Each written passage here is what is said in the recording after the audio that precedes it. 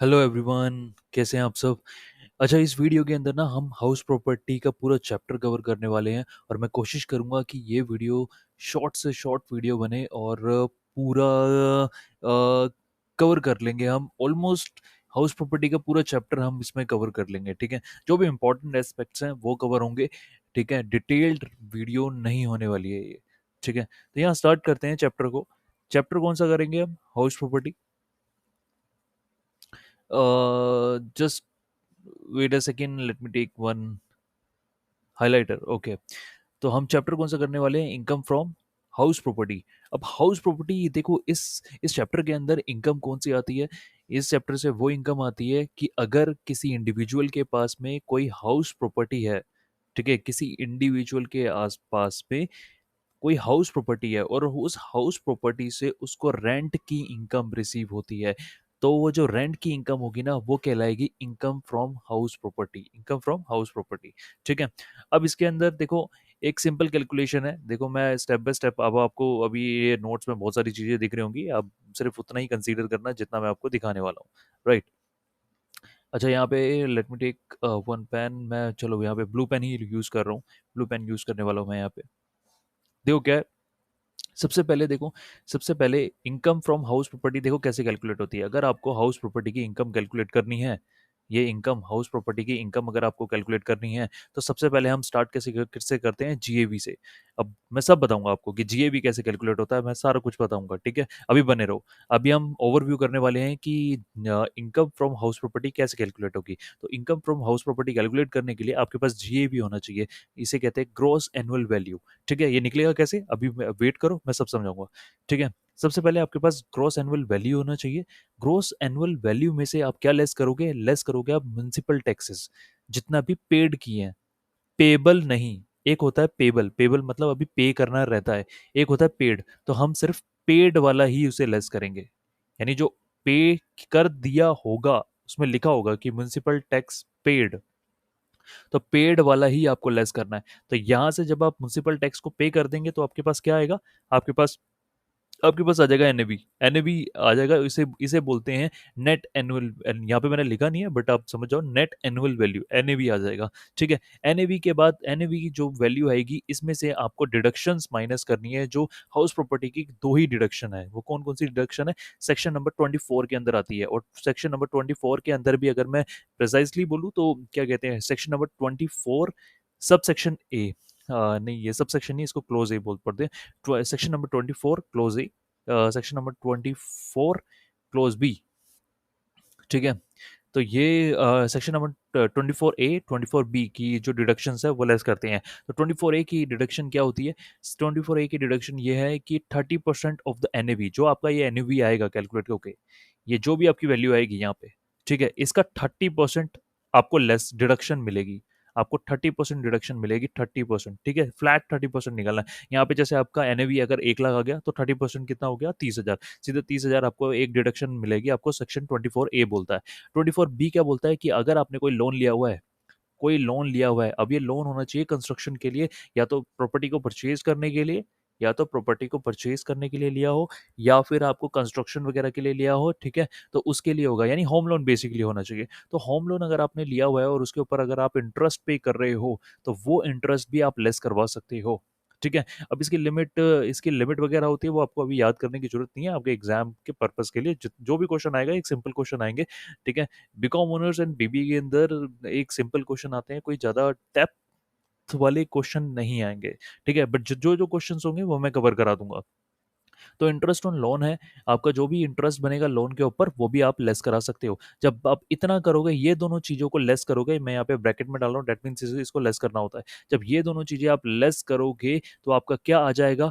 Income from house property आ जाएगा। जब ये दोनों चीजें आप लेस करोगे तो आपका जो ये कैलकुलेट होके आएगा, ये जो कैलकुलेट होके आएगा, ये आपका इनकम फ्रॉम हाउस प्रॉपर्टी कहलाएगा, ठीक है। तो इसको एक बारी रिवाइज करने के लिए इस वीडियो को दोबारा देख लेना। मैं इसमें बार बार रिवीजन नहीं करा सकता क्योंकि इससे वीडियो लंबी हो जाएगी। अब इसके बाद अब सवाल उठता है कि जीएवी कैसे कैलकुलेट होगा? ये जो जीएवी हमने जो स्टार्ट किया था, स्टार्ट जो पॉइंट था हमारा जीएवी का, ये कैसे कैलकुलेट होगा? अब इसको कैलकुलेट करने के लिए ना देखो, ये यहाँ पे आपका लिखा हुआ है GAV. Let me take another. चलो ये वाला हाइलाइटर लेते हैं। तो हाउ टू कैलकुलेट जीएवी। अब जीएवी को कैसे कैलकुलेट करना है, तो जीएवी को कैलकुलेट करने के लिए आपके पास देखो क्या होना चाहिए, आपके पास एक होना चाहिए फेयर रेंट, आपके पास एक फेयर रेंट होना चाहिए और एक म्यूनसिपल वैल्यू होनी चाहिए।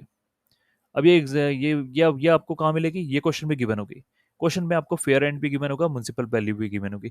तो इन दोनों का ठीक है, क्वेश्चन में लिखा होगा फेयर रेंट इतना, म्यूनसिपल वैल्यू इतनी। तो इन दोनों का आपको क्या लेना है, इन दोनों का हायर ले लेना है, हायर। इन दोनों का क्या लेना है आपको, हायर। ठीक है, जो भी बड़ा होगा इन दोनों में से वो आपको ले लेना है हायर। अब ये जो हायर निकल के आएगा ना आपका, इन दोनों का जो भी ये हायर होगा, ठीक है, इस हायर को मैं इसको एक बारी शॉर्ट में लिख लेता हूँ, 1 मिनट। अ,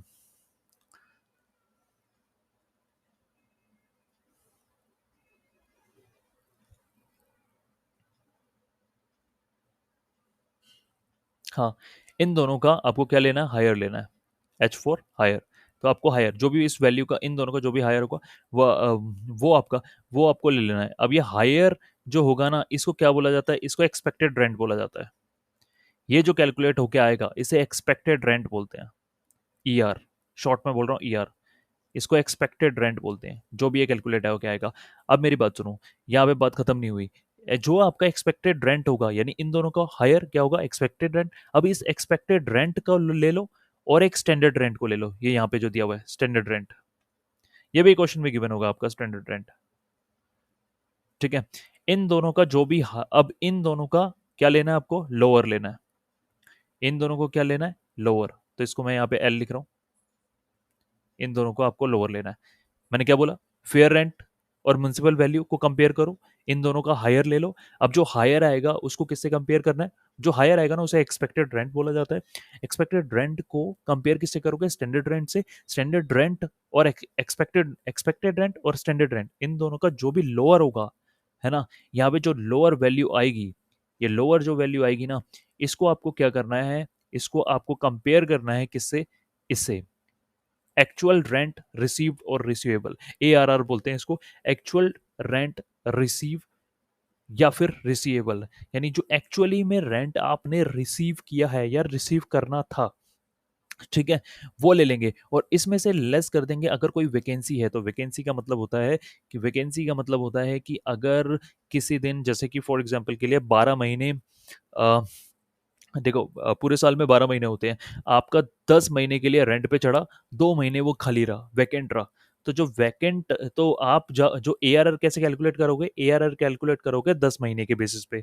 समझ गए, मेरी बात समझ रहे हो, जो ये स्टैंडर्ड, ये जो स्टैंडर्ड रेंट, अच्छा ये एक चीज ध्यान रखो, ये जो फेयर रेंट आप कैलकुलेट करोगे, ये एनुअली लेना है, ये सारी चीजें आपको एनुअली लेते हुए चलनी है, ये नहीं मंथली लोगे। ठीक है, तो क्वेश्चन में अगर कुछ भी नहीं गिवन है तो आप उसको एनुअली मानोगे, अगर क्वेश्चन में अगर मंथली गिवन है तो मंथली को कन्वर्ट करोगे 12 से इंटू करके। तो फेयर रेंट भी, म्यूनसिपल वैल्यू भी, ये एनुअली ही, वैसे क्वेश्चन में बाय डिफॉल्ट, में अगेन रिपीट कर रहा हूँ, क्वेश्चन के अंदर, किसी भी क्वेश्चन के अंदर बाय डिफॉल्ट एनुअल ही दिया होगा आपके, आपको fair rent, municipal value, standard rent वगैरह। ठीक है, बट एक्चुअल रेंट के लिए हो सकता है कि वो मंथली दें, है ना। तो ये सारी चीजें आपकी एनुअल ही होनी चाहिए, ये फेयर रेंट आपका एनुअल होना चाहिए, म्यूनसिपल वैल्यू आपका एनुअल होना चाहिए, स्टैंडर्ड रेंट आपका एनुअल ही क्वेश्चन में गिवन होगा। ठीक है, अब एआरआर क्या होगा, एआरआर आपका हो सकता है मंथली गिवन हो, क्योंकि क्वेश्चन में आपको थोड़ा सा घुमाने के लिए वो देगा ना, मंथली जानबूझ के वो देगा, ताकि आप कौन कितने मंथ का कैलकुलेट करने वाले हैं। तो एआरआर आप क्या करोगे, जो भी एआरआर होगा आपका, ठीक है, उसमें से आप क्या क्या कर दोगे, कोई वैकेंसी है तो वो माइनस कर दोगे। कि अगर मान लो, मैंने इसका एग्जांपल बता दिया आपको कि आपका टोटल 12 मंथ्स होते हैं साल के अंदर, अगर और 1 महीना खाली रह गया तो कितने महीने का कैलकुलेट होगा, सिर्फ 11 महीने का कैलकुलेट होगा। तो ए आर आर 11 महीने का कैलकुलेट होगा। तो जो भी रेंट होगा मंथली, उसको आप मल्टीप्लाई कर दोगे 11 से, या फिर दूसरा तरीका ये है कि टोटल 12 महीने का रेंट ले लो, उसमें से 1 महीने का वैकेंट था वो लेस कर दो। तो बात तो वही पड़ गई ना, जैसे कान इधर से पकड़ो इधर से पकड़ो। तो अब ये जो कैलकुलेट होके आएगी वैल्यू एआरआर की, है ना, ये जो लोअर आया था आपका, ये जो लोअर आया था, और ये जो वैल्यू एआरआर की कैलकुलेट आई थी, इसका क्या लेना है, हायर लेना है, इन दोनों का हायर लेना है। देखो यहाँ पे अब ट्रिक है, क्या है, एक बात समझो, पहले आपने क्या लिया, हायर, यहाँ पे चेक करो एक बारी, यहाँ पे एक बार चेक करो, पहले क्या लिया था, हायर, फिर क्या लिया, लोअर, फिर क्या लिया, हायर। तो ये जो वैल्यू कैलकुलेट होके आएगी ना, हायर जो हायर वैल्यू जो कैलकुलेट होके आएगी, इसी को क्या बोलेंगे, इसी को GAV बोला जाएगा। इसी को क्या बोलेंगे, इसी को GAV बोला जाता है, ग्रॉस एनुअल वैल्यू। यही आपकी GAV बनेगी, ठीक है। और यही आपको कहाँ यूज करनी है, यही आपको जो GAV बनेगी वो आपको यहाँ यूज करनी है। देखो यहाँ पे इधर लिखोगे आप, इधर लिखोगे, फिर इसी से आप क्या कर दोगे, फिर बाकी का पूरा सॉल्यूशन कर दोगे, ठीक है। अब यहाँ पे एक पार्ट खत्म हो जाता है, इसी के आगे नेक्स्ट पार्ट में बता रहा हूँ, जो चैप्टर का एक पार्ट मेरा चैप्टर का खत्म हो गया, ठीक है। नेक्स्ट कॉन्सेप्ट क्या है इस चैप्टर के अंदर का,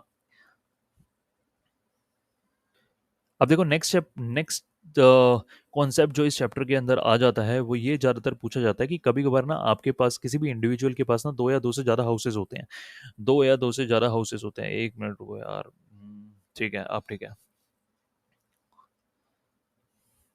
हाँ, कभी कभार क्या होता है, इन केस ऑफ टू और मोर हाउसेस, अगर दो या दो से ज्यादा हाउसेस होते हैं किसी के पास में, तब क्या करना है आपको, किसी भी एक को ना, अब भाई दो घर आपके पास हैं, दोनों घर हैं, तो गवर्नमेंट पता है क्या कहती है, इनकम टैक्स डिपार्टमेंट ये बोलता है कि अगर आपके पास दो घर है ना, तो हम ये एज्यूम कर लेंगे, भले ही आपने वो दोनों घर चाहे वो किराए पे चढ़ाए हो, ठीक है, या नहीं चढ़ाए हो, या दोनों के दोनों सिर्फ रहने के लिए रखे हुए हैं, है ना। इनकम टैक्स डिपार्टमेंट पता है क्या बोलता है, इनकम टैक्स डिपार्टमेंट ये बोलता है कि भैया एक घर, कोई भी दो है ना तुम्हारे पास घर, तो दोनों में से ना कोई भी एक घर आप सेल्फ ऑक्यूपाइड डिक्लेयर कर लो। यानी टेक, यहाँ पे क्या लिखा हुआ है, any any one self occupied, किसी एक को भी सेल्फ ऑक्यूपाइड घोषित कर दो, और दूसरा जो होगा ना वो ऑटोमेटिकली आपका डीम्ड लेट आउट होगा। डीम्ड लेट आउट मतलब कि ऑटोमेटिकली दूसरे घर को हम मान लेंगे कि इसको रेंट पे आपने चढ़ा रखा है, ठीक है। एक सेल्फ ऑक्यूपाइड माना जाएगा, वो कोई भी, अब आपके ऊपर डिपेंड करता है कि आपके पास आपका कौन सा घर है, उसको आप सेल्फ ऑक्यूपाइड रखना चाहते हो। इसका एग्जांपल मैं बता देता हूँ, शॉर्ट में एग्जांपल बता देता हूँ। मान लो कि आपके पास तीन घर हैं, ठीक है। एक है करोल बाग में, पॉश एरिया में, करोल बाग में रखा हुआ है। एक मॉडल टाउन में घर है, और एक आपका कोई भी ऐसा कोई लोकेशन है जो क्या कहते हैं, जो कॉलोनीज, जो छोटी कॉलोनीज होती हैं, उसमें आपका घर है, तो है ना। अब आपको क्या करना है, आप क्या करोगे, आप इसमें से कोई भी तीन, मान लो यहाँ पे तीन घर का एग्जांपल ले रहा हो, तो तीन में से कोई भी घर जो है ना, जो सबसे महंगा जो घर होगा ना, उसको सेल्फ ऑक्यूपाइड घोषित कर दो। क्यों, क्योंकि सेल्फ ऑक्यूपाइड की अभी मैं आगे बताऊंगा, सेल्फ ऑक्यूपाइड के अंदर लॉस आता है, सेल्फ ऑक्यूपाइड के अंदर हमेशा लॉस आएगा आपका, ठीक है। तो जो सबसे महंगी प्रॉपर्टी होगी ना, उसको सेल्फ ऑक्यूपाइड घोषित कर दो, और बाकी जो सस्ती प्रॉपर्टीज है ना, क्योंकि उसमें रेंट भी कम आएगा, उसको अगर आप उसको डीम्ड लेट आउट मानोगे तो रेंट भी तो कम आएगा ना। अगर महंगी प्रॉपर्टी को लेट आउट मान दोगे तो भाई रेंट भी तो ज्यादा आएगा ना। तो इसलिए ये टैक्स प्लानिंग भी होती है कि जो महंगी प्रॉपर्टी होती है उसको सेल्फ ऑक्यूपाइड घोषित कर दो, बाकी की जितनी भी प्रॉपर्टी होंगी, चाहे वो एक प्रॉपर्टी है, मतलब बाकी की रिमेनिंग जितनी भी, चाहे वो एक प्रॉपर्टी है तो उसको भी डीम लेट आउट माना जाएगा, दो प्रॉपर्टी है उसको भी लेट आउट माना जाएगा। तो यहाँ पे मैं क्या ले रहा हूँ, यहाँ पे मैं केस ले रहा हूँ कि अगर आपके पास दो घर है, दो में से एक घर को आप सेल्फ ऑक्यूपाइड करोगे, दूसरे घर को डीम लेट आउट करोगे। अब सवाल उठता है, देखो दिक्कत वहां नहीं है जहाँ पे तुम्हें पता है कि भाई एक बहुत पॉश एरिया में घर है, एक 2 करोड़ का घर है तुम्हारे पास, और एक है 50 लाख का घर है। अब इसमें डिफरेंस है भाई, समझ में आता है। लेकिन अगर तुम्हारे पास ऐसी प्रॉपर्टी है जिनकी वैल्यूज लगभग आसपास ही हैं, थोड़ी आसपास ही हैं, तो फिर यार कैसे तुम समझोगे कि किसको सेल्फ ऑक्यूपाइड माने, किसको सेल्फ ऑक्यूपाइड नहीं माने। तो बेस्ट तरीका पता है क्या होता है, क्वेश्चन में, अब क्वेश्चन में गिवन ही नहीं होगा, क्वेश्चन में तुम्हें ये थोड़ी बोलेगा कि ये प्रॉपर्टी की वैल्यू इतनी है, ये यही से ये का है वगैरह, ये सब क्वेश्चन में तो लिखा ही नहीं होगा। क्वेश्चन में तो ऐसे लिखा होगा, देखो क्वेश्चन में तो ऐसे लिखा होगा कि आपके पास दो हाउसेज हैं, हाउस ए हाउस बी, ऐसे लिखा होगा। यहाँ पे मैं एग्जांपल ले रहा हूँ, आपके पास दो हाउसेज हैं, एक हाउस ए और एक हाउस बी, ऐसे लिखा होगा।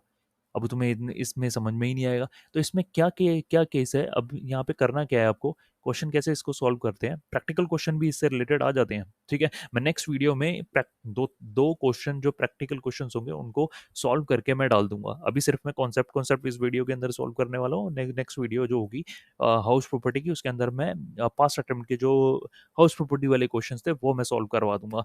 तो सबसे पहले ये वीडियो देखें, देन वो नेक्स्ट वीडियो देखना आप, ठीक है।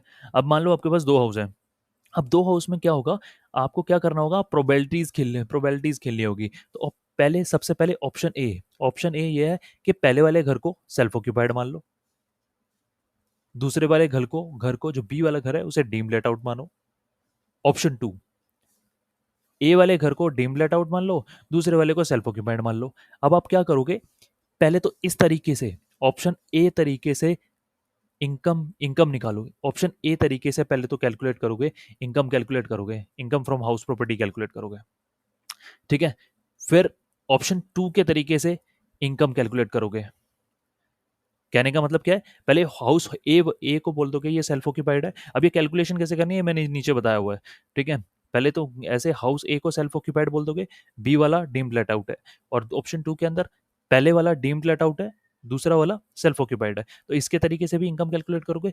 तो जो सबसे कम होगी, ऑब्वियसली यार, आप एज ए इंडिविजुअल समझो, तुम क्या चाहोगे, कम से कम इनकम डिक्लेयर करना, तो कम से कम इनकम डिक्लेयर करोगे तभी तो टैक्स भी कम आएगा तुम्हारा, ज्यादा डिक्लेयर कर दोगे तो ज्यादा टैक्स आ जाएगा। तो इसलिए इसके ये इसमें जो इनकम टैक्स डिपार्टमेंट है ना, सपोर्ट करता है आपको। वो कहता है कि हाँ, जो आपका बेस्ट हो ना, आपके लिए जो बेस्ट हो वो चूज कर लो। तो मेरी इनकम जिसमें सबसे कम आएगी, चाहे वो इसके अंदर कम आती है, चाहे वो इसमें कम आती है ना, तो जो जो दोनों में से जो भी कम आएगी, मैं उस ऑप्शन को चूज कर लूंगा। यानी मैं ऑप्शन नंबर, अगर मान लो ऑप्शन नंबर, फॉर एग्जाम्पल के लिए ऑप्शन नंबर वन में मेरी आ रही है 7 लाख की इनकम, ठीक है, ऑप्शन नंबर टू में आ रही है 6 लाख की इनकम, तो कौन सा वाला ऑप्शन नंबर टू वो चूज करूंगा कि भाई इसमें तो मेरे को कम टैक्स, 6 लाख के हिसाब से फिर टैक्स देना है ना, ऑप्शन नंबर वन में तो फिर 7 लाख के हिसाब से टैक्स देना है, तो मैं वो करूंगा। अब देखो कैसे कैलकुलेट होता है, वो यहाँ पे दिया हुआ है।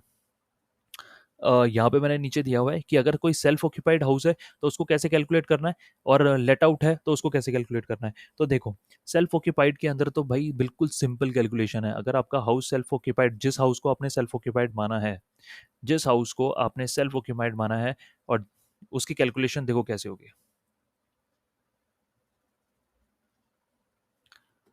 तो इनकम ऐसे कैलकुलेट होनी है। देखो, सेल्फ ऑक्यूपाइड में सबसे इजी है। सेल्फ ऑक्यूपाइड में क्या करना है, आपका जो भी जीएबी होगा, यानी इसके अंदर जीएबी कैलकुलेट करने की जरूरत ही नहीं है आपको। जो जीएबी कंपैरिजन से आप जीएबी कैलकुलेट कर रहे थे ना, नहीं, आपको सीधा जीएबी ले लेना है नील, जीरो होगा। आपको सीधा जीएबी ले लेना है नील।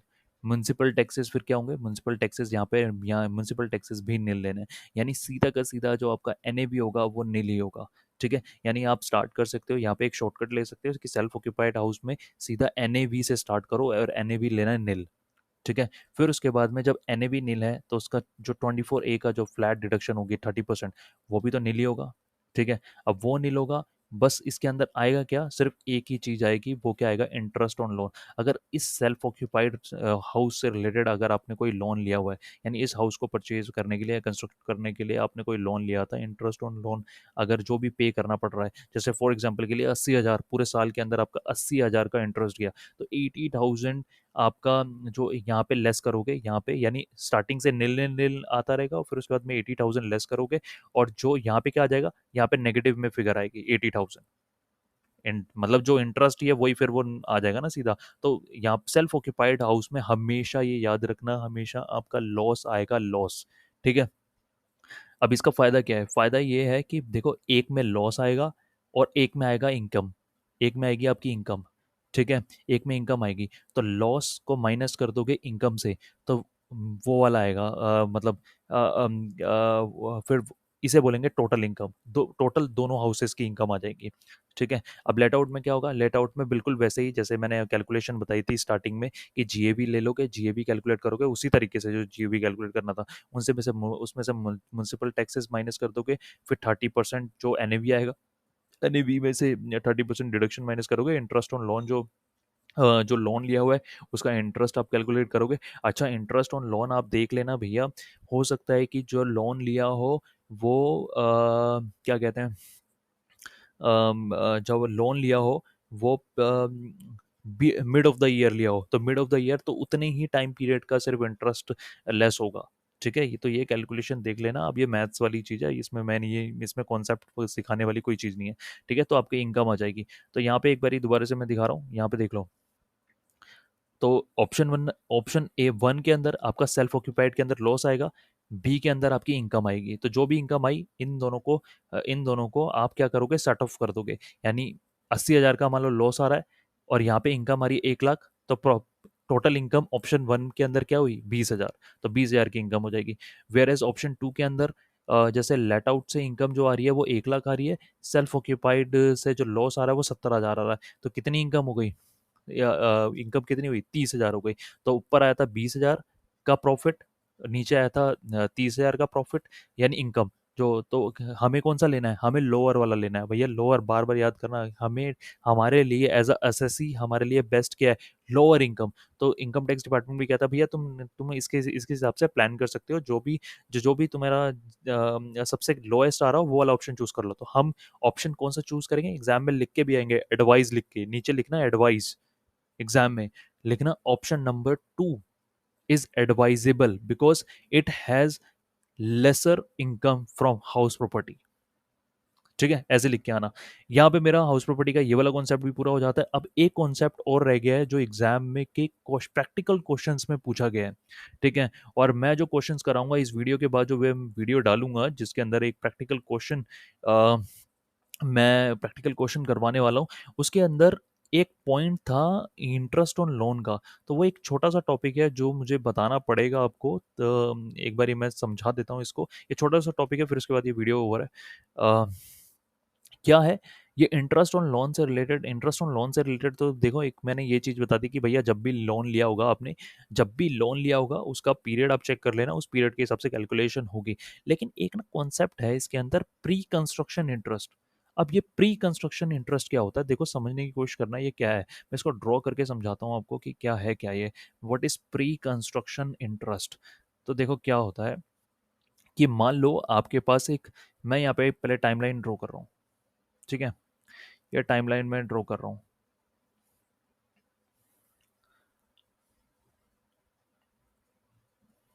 हम्म, एक सेकंड को।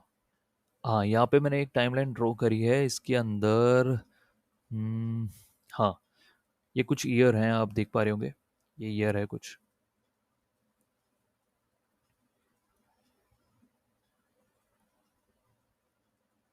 मेरा जो फाइनेंशियल ईयर है वो 22 है, 22-23 है, यहाँ पे देखना।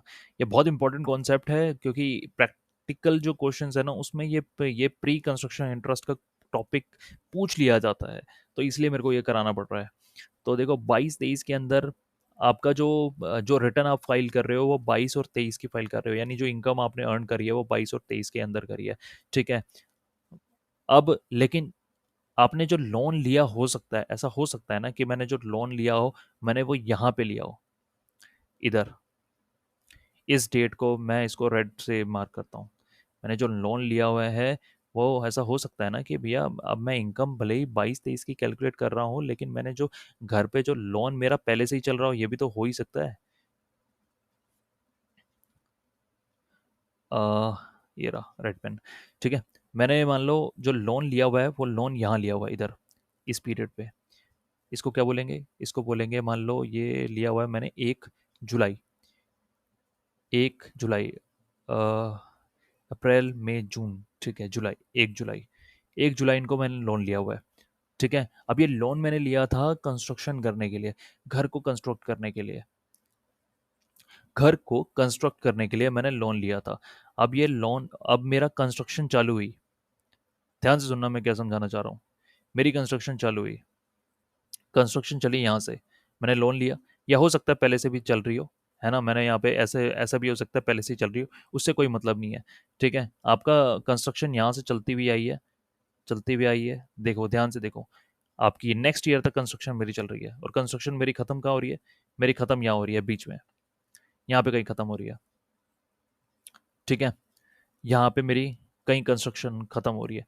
तो प्री कंस्ट्रक्शन इंटरेस्ट का मतलब क्या होता है, अब प्री कंस्ट्रक्शन इंटरेस्ट का मतलब क्या होता है, देखो ध्यान से सुनना। हम्म, हाँ, प्री कंस्ट्रक्शन इंटरेस्ट का मतलब होता है कि एस वो इंटरेस्ट जो डेट ऑफ बोरोइंग, जब आपने लोन लिया था, मैंने लोन कब लिया था, 1 जुलाई, 1 जुलाई यहाँ मैंने लोन लिया था, इधर इस पीरियड पे मैंने लोन लिया था, up to 31 March of the financial year before the year when the construction completes. Construction कब कंप्लीट हो रही है, यहाँ कंप्लीट हो रही है। तो क्या बोल रहा है, जिस दिन आपने लोन लिया उस डेट से लेके, अप टू 31 मार्च, 31 मार्च तक, 31 मार्च मतलब यहाँ, यहाँ पे फाइनेंशियल ईयर खत्म होगा ना, यहाँ पे before the year when construction complete, complete यहाँ पे हो रही है, इस ईयर से पहले जो 31 मार्च है यहाँ तक, ठीक है, यहाँ तक, यानी ये पूरा पीरियड, ये कितना पीरियड हो गया, 1 जुलाई से लेके 31 मार्च लगा लो, अप्रैल मई जून, ठीक है, 9 मंथ, 9 मंथ, 9 मंथ आपका क्या होगा, ये प्री कंस्ट्रक्शन पीरियड माना जाएगा, प्री कंस्ट्रक्शन पीरियड माना जाएगा। अब ये क्यों समझना जरूरी है, मैं बताता हूँ आपको क्या है।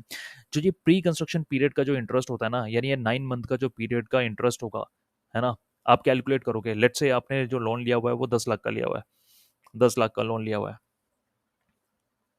मैं यहाँ पे समझा रहा हूँ एक चीज, देखो, 10 लाख का लोन लिया हुआ है आपने, ठीक है, कितने परसेंट इंटरेस्ट पे, 9% इंटरेस्ट पे, आपने जो 10 लाख का लोन लिया हुआ है 9% इंटरेस्ट पे 10 सालों के लिए, लेट्स टेक एग्जांपल, 10 सालों के लिए आपने लिया हुआ है।